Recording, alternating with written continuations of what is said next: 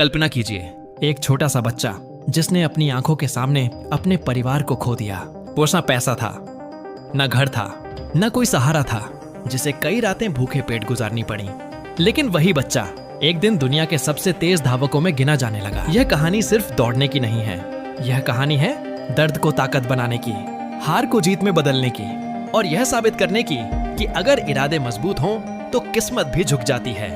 आज हम मिल्खा सिंह की सीख जानेंगे, जो आपकी सोच, आपकी मेहनत और आपका भविष्य बदल सकती हैं। परिस्थितियां आपकी पहचान नहीं तय करती। मिल्खा सिंह का जन्म एक साधारण परिवार में हुआ था, लेकिन उनकी जिंदगी में ऐसा तूफान आया जिसने सब कुछ बदल दिया। भारत पाकिस्तान विभाजन के दौरान उन्होंने अपने परिवार के कई सदस्यों को खो दिया। एक छोटा बच्चा जिसके सिर से माता पिता का साया उठ चुका था, जिसके पास रहने की जगह नहीं थी, जिसे यह तक नहीं पता था कि अगला खाना कहां से मिलेगा। अगर कोई व्यक्ति ऐसी परिस्थितियों में हार मान ले तो क्या उसे दोष दिया जा सकता है? शायद नहीं। लेकिन मिल्खा सिंह ने हार नहीं मानी। उन्होंने अपनी हालत को अपनी पहचान नहीं बनने दिया। यही सबसे बड़ी सीख है। आज बहुत लोग कहते हैं, मेरे पास पैसे नहीं है, मेरे पास सही माहौल नहीं है, मेरे परिवार का सपोर्ट नहीं है, मेरी किस्मत खराब है। लेकिन सच ये है, सफलता इस बात पर निर्भर नहीं करती कि आपने कहां से शुरुआत की। सफलता इस बात पर निर्भर करती है कि आप कहां तक पहुंचने का फैसला करते हैं। मिल्खा सिंह की जिंदगी हमें बताती है कि चाहे परिस्थितियां कितनी भी कठिन क्यों ना हो, वे आपकी शुरुआत तय कर सकती हैं, लेकिन आपका अंत नहीं। अगर एक अनाथ और बेघर लड़का दुनिया का महान धावक बन सकता है, तो आपकी मुश्किलें भी आपकी मंजिल नहीं हैं। वे सिर्फ रास्ते की बाधाएं हैं। याद रखिए, न आपकी परिस्थितियां आपकी कहानी का पहला पन्ना लिखती हैं, लेकिन पूरी किताब नहीं। दर्द को बहाना नहीं, ईंधन बनाओ। हर इंसान के जीवन में दर्द होता है। किसी का दिल टूटता है, किसी को असफलता मिलती है, किसी को धोखा मिलता है, किसी को गरीबी का सामना करना पड़ता है। लेकिन फर्क दर्द में नहीं होता, फर्क इस बात में होता है कि आप उस दर्द का इस्तेमाल कैसे करते हैं। मिल्खा सिंह के पास अपने दुखों को लेकर रोने के 1000 कारण थे, लेकिन उन्होंने रोने की जगह दौड़ना चुना। उन्होंने अपने अंदर की आग को खत्म नहीं होने दिया, उन्होंने उसे ईंधन बना लिया।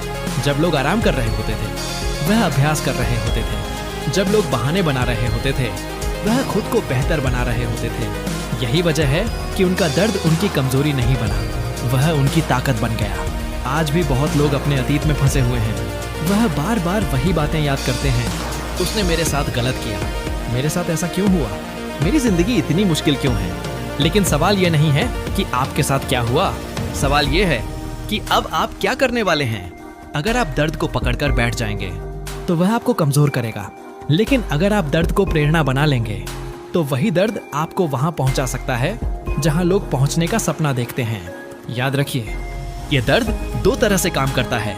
या तो वह आपको तोड़ देता है या आपको पहले से ज्यादा मजबूत बना देता है।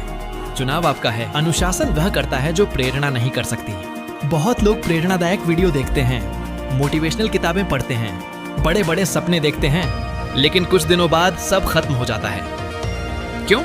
क्योंकि प्रेरणा अस्थायी होती है, अनुशासन स्थायी होता है। मिल्खा सिंह की सफलता का असली राज सिर्फ प्रतिभा नहीं था, उनका अनुशासन था। कहा जाता है कि वह इतनी मेहनत करते थे कि अभ्यास के बाद उनके पैरों से खून तक निकल आता था, लेकिन अगले दिन वह फिर मैदान में पहुंच जाते थे। कोई बहाना नहीं, कोई शिकायत नहीं, कोई छुट्टी नहीं। यही अनुशासन था। आज लोग लक्ष्य तो बड़े बनाते हैं, लेकिन आदतें छोटी नहीं बदलते। वे करोड़पति बनना चाहते हैं, लेकिन समय पर उठना नहीं चाहते। वे फिट होना चाहते हैं, लेकिन रोज व्यायाम नहीं करना चाहते। वे सफल होना चाहते हैं, लेकिन लगातार मेहनत नहीं करना चाहते। सच ये है, सपने आपको शुरुआत करवाते हैं, लेकिन अनुशासन आपको मंजिल तक पहुंचाता है। जिस दिन आपका काम करने का मन न हो और फिर भी आप काम करें, उसी दिन सफलता आपकी ओर एक कदम बढ़ती है। याद रखिए, सब प्रेरणा आपको शुरू करवाती है, लेकिन अनुशासन आपको जीत दिलाता है। अंत नहीं होती। अगर आप सीखना जानते हैं, 1960 का रोम ओलंपिक, पूरे भारत की उम्मीदें मिल्खा सिंह पर थीं। वह शानदार फॉर्म में थे, उन्होंने बेहतरीन दौड़ लगाई, लेकिन एक छोटी सी गलती हो गई। उन्होंने पीछे मुड़कर देखा और उसी पल उनकी गति प्रभावित हुई। परिणाम, वह पदक से चूक गए। सिर्फ कुछ सेकंड नहीं, कुछ क्षणों के अंतर से। कल्पना कीजिए उस दर्द की, पूरी जिंदगी की मेहनत, और पदक हाथ से निकल गया। बहुत लोग इस हार के बाद टूट जाते, शायद खेल छोड़ देते, शायद खुद को दोष देते रहते, लेकिन मिल्खा सिंह ने ऐसा नहीं किया। उन्होंने अपनी हार से सीखा, उन्होंने उसे अपनी पहचान नहीं बनने दिया। यही महान लोगों की पहचान होती है। वे हारते हैं लेकिन हार में खोते नहीं हैं। आज अगर आप किसी परीक्षा में असफल हो गए हैं, अगर आपका बिजनेस नहीं चला, अगर कोई अवसर आपके हाथ से निकल गया, तो याद रखिए, एक हार आपकी पूरी जिंदगी का फैसला नहीं करती। असली हार तब होती है जब आप कोशिश करना छोड़ देते हैं। दुनिया के हर सफल व्यक्ति के पीछे असफलताओं का पहाड़ होता है, लेकिन वे रुकते नहीं। वे सीखते हैं, सुधरते हैं और आगे बढ़ते हैं। याद रखिए, हारने वाला वह नहीं जो गिर जाता है, हारने वाला वह है जो उठने से मना कर देता है। अपनी सफलता को सिर्फ अपने लिए मत जियो। जब मिल्खा सिंह सफल हुए तो उन्होंने सिर्फ अपने लिए नहीं दौड़ा, उन्होंने देश के लिए दौड़ा। उन्होंने लाखों युवाओं को प्रेरित किया। उन्होंने साबित किया कि भारत का एक साधारण लड़का भी दुनिया के मंच पर चमक सकता है। यही असली सफलता है। आज बहुत लोग सफलता को सिर्फ पैसे से मापते हैं, लेकिन असली सफलता वह है जो दूसरों के जीवन पर सकारात्मक प्रभाव छोड़े। सोचिए, अगर आपकी सफलता सिर्फ आपके बैंक खाते तक सीमित रह जाए तो उसका प्रभाव कितना छोटा होगा।